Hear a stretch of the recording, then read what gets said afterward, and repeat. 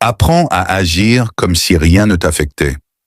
Et si je te disais que ta plus grande force, ce n'est pas ce que tu dis, mais ce que tu ne laisses pas paraître?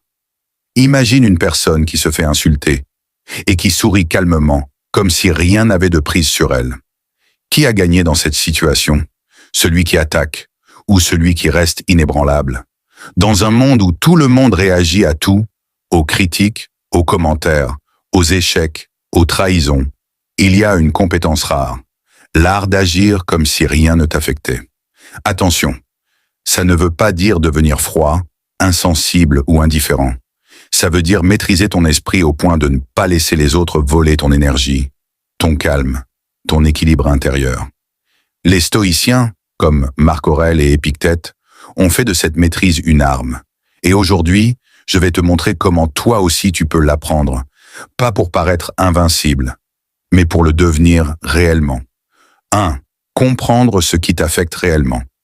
Les stoïciens disaient « Ce ne sont pas les choses qui nous troublent, mais l'opinion que nous en avons.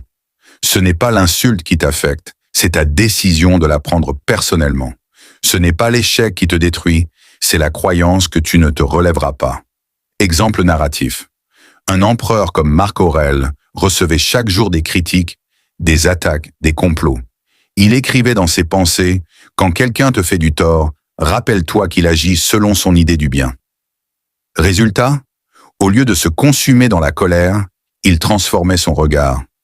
Premier pas pour toi, reconnaître que ce n'est pas l'événement, mais ton jugement qui t'affecte. 2. Le pouvoir de l'indifférence sélective. Apprendre à agir comme si rien ne t'affectait, ce n'est pas ignorer tout, c'est savoir où mettre ton attention. Imagine que tu marches dans un marché bruyant.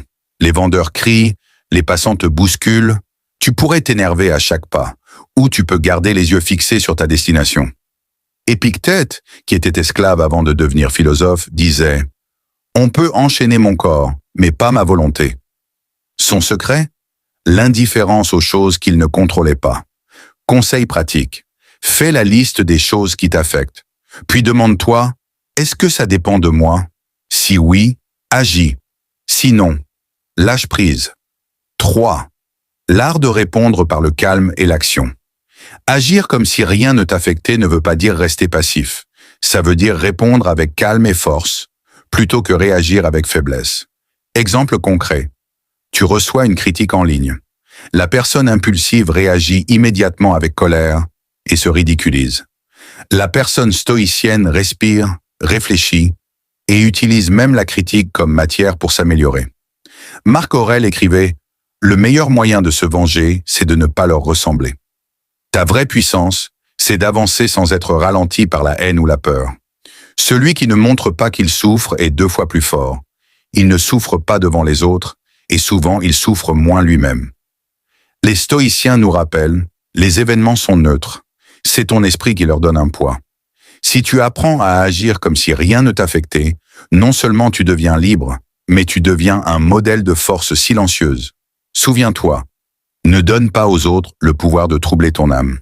Marche comme si chaque critique était du vent, comme si chaque échec était une étape, et comme si chaque obstacle était un entraînement.